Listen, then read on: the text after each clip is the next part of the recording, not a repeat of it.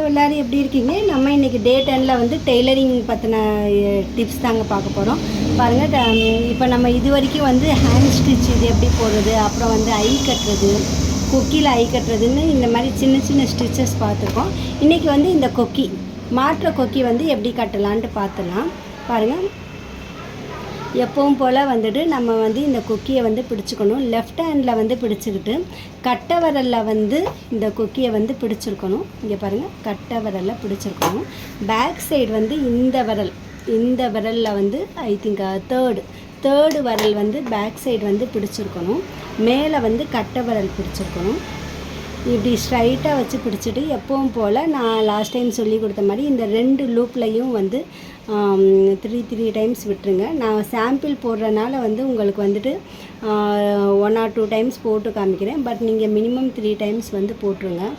அப்படி போட்டால் தான் வந்து கொக்கி வந்து ஸ்ட்ராங்காக இருக்கும். பாருங்கள்,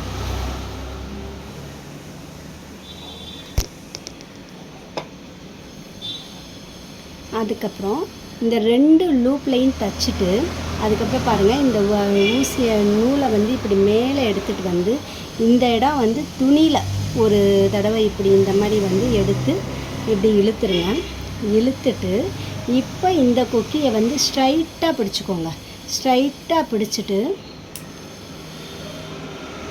இந்த நூலை வந்து இந்த 2 லூப் இந்த கொக்கி நடுவில் நீங்கள் வந்து 2 கொக்கி நடுவில் வந்து அந்த நூலை விட்டு எடுத்து மறுபடியும் வந்து துணியில் வந்து இந்த பக்கம் விட்டு அந்த பக்கம் எடுத்து நல்லா டைட்டாக இழுத்துருங்க.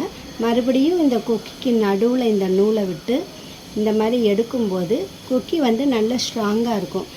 3 to 5 டைம்ஸ் வந்து நம்ம இப்படி விட்டு எடுக்கும்போது கொக்கி ஸ்ட்ராங்காக இருக்குங்க. நீங்கள் வந்துட்டு இதெல்லாமே வந்து சிம்பிள் ஒர்க் தானேன்னு நினைக்காதீங்க. உங்கள் ப்ளவுஸஸ்க்கு வந்துட்டு என்றைக்காவது வந்து இந்த மாதிரி இருக்கும்போது ஒரு ஊசி நூல் இருந்தால் உங்கள் ப்ளவுஸ்க்கு நீங்களே இந்த கொக்கி தச்சுக்கலாம். ஸோ இதெல்லாமே வந்து நார்மலாக எல்லோரும் கற்றுக்க வேண்டிய ஒரு விஷயம். இங்கே பாருங்கள், இப்போ வந்து கொக்கி ஆடாது. நீங்கள் இன்னும் எவ்வளோ டைட்டாக போடுறீங்களோ அவ்வளோ வந்து நல்லா வந்து இதாக இருக்கும். அதுக்கப்புறம் பாருங்கள், இதுக்குள்ளேயே விட்டு நம்ம வந்து நாட் போட்டுடலாம். இதுக்கு வந்து நம்ம பேக் சைடு வந்து நாட் போடக்கூடாது. ஏன்னு கேட்டிங்கன்னா, நம்ம கொக்கி இப்படி மாட்டும்போது வந்து இது வந்து நமக்கு ப்ளவுஸ் மேலே வரும்.